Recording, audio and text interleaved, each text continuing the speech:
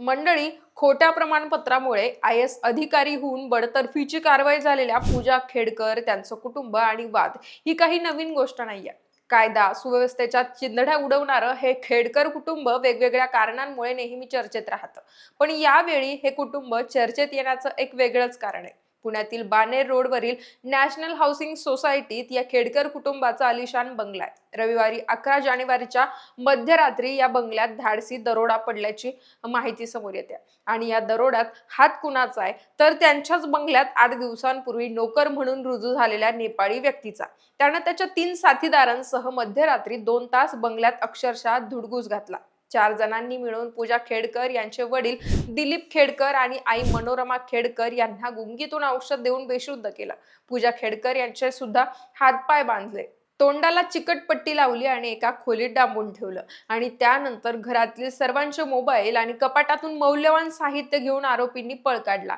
दरम्यान पोलीस आले, त्यांनी घटनास्थळाची पाहणी केली आणि त्यानंतर जो घटनाक्रम घडला त्यामुळे आता वेगवेगळ्या चर्चांना उधाण आलंय. रविवारी मध्यरात्री खेडकर कुटुंबासोबत नक्की काय घडलं? एवढी मोठी घटना घडल्यानंतरही तातडीनं गुन्हा दाखल करण्यास खेडकर कुटुंबानं नकार का दिला? एखाद्या चित्रपटालाही लाजवेल असा हा बंगल्यातील सगळा थरार काय, त्याचीच माहिती सांगणारा हा व्हिडिओ आहे. नमस्कार, मी पूजा आणि आपण पाहतायत दे दणका. मंडळी, पुण्याच्या बाणेर रोडवरील नॅशनल हाऊसिंग सोसायटी परिसरात पूजा खेडकर ही तिच्या आईवडिलांसह राहते.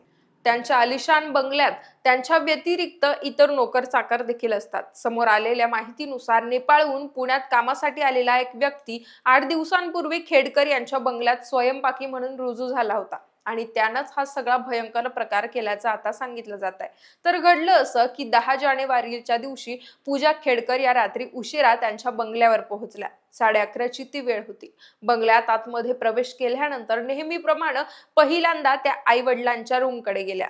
पण एरवी जागे असणारे त्यांचे आई वडील त्यावेळी झोपलेले होते. पूजानं त्या दोघांनाही उठवण्याचा प्रयत्न केला, पण ते उठत नव्हते. दोघेही गाढ झोपलेत की बेशुद्ध आहेत हे कळायच्या आतच आजूबाजूला लपलेल्या 4 जणांनी अचानक पूजावर हल्ला केला. सर्वांनी पूजाला घट्ट पकडलं, तिचे हात पाय दोरीनं बांधले आणि चिकटपट्टीनं तोंड बांधून एका खोलीत डांबून टाकलं. त्यानंतर पूजा खेडकर यांच्या बेडरूम मधील कपाटातून काही मौल्यवान सामान तसंच घरातील सगळ्यांचेच मोबाईल घेऊन आरोपी फरार झाले. दरम्यान मध्यरात्री 1:30च्या सुमारास पूजानं दाराच्या कडीचा उपयोग करून स्वतःचे बांधलेले हात मोकळे केले. नंतर आई वडील आणि घरातील दुसऱ्या एका नोकराला जाग करण्याचा प्रयत्न केला, पण ते शुद्धीवर येत नव्हते. त्यामुळे घाबरलेल्या पूजानं घरातील दुसऱ्या एका मोबाईलवरून आपल्या दोन्ही भावांना आणि जवळच्या चतुर्शृंगी पोलिसांना फोन केला. त्यावर पोलीस ठाण्याचे PI उत्तम भजनावळे, गुन्हे शाखेच्या PI अलका सरग हे त्यांच्या पथकासह तात्काळ खेडकर यांच्या बंगल्यावर पोहोचले. पूजाच्या आई वडिलांची खोली तपासली असता ते दोघेही पलंगावर बेशुद्ध अवस्थेत असल्याचं दिसून आलं. याशिवाय बंगल्याच्या कार पार्किंग परिसरात रखवालदार जितेंद्र सिंग, बंगल्याच्या तळमजल्यावरील एका खोलीत वाहन चालक दादासाहेब ढाकणे, तर बंगल्याच्या बाहेरील एका खोलीत स्वयंपाकी सुजित रॉय हे सुद्धा बेशुद्ध अवस्थेत आढळून आले. पोलिसांनी तातडीनं या सगळ्यांना अँब्युलन्स बोलावून उपचारासाठी हॉस्पिटलमध्ये दाखल केलं. अन्नातून किंवा अन्य कशातून तरी या सर्वांना गुंगीचं औषध देऊन बेशुद्ध केल्याचं तपासातून समोर आलं. सध्या त्यांची प्रकृती स्थिर असल्याचं देखील डॉक्टरांनी सांगितलंय. तर दुसरीकडे पोलिसांनी घटनास्थळी पंचनामा केला, तेव्हा कपाटातील साहित्य जमिनीवर अस्ताव्यस्त पडलेलं होतं. पूजानं पोलिसांना घडलेला सगळा प्रकार सांगितला. त्यावर पोलिसांनी त्यांना लेखी तक्रार देण्यास सांगितलं, पण मनस्थिती ठीक झाल्यावर तक्रार देईल असं पूजाकडून सांगण्यात आलं. तसंच मोबाईल व्यतिरिक्त घरातील आणखी कोणत्या मौल्यवान वस्तू चोरीला गेल्या आहेत याची सुद्धा माहिती समोर आली नाही. तसंच घटनेवेळी बंगल्यातील CCTV कार्यरत नसल्याचीही माहिती समोर येते.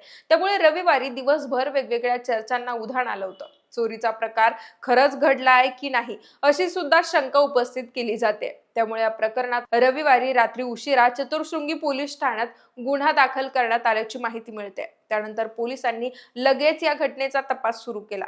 फरार झालेल्या नेपाळी कामगार आणि त्याच्या साथीदारांचा शोध घेण्यासाठी पोलिसांची पथकं रवाना झाल्याचं कळतंय.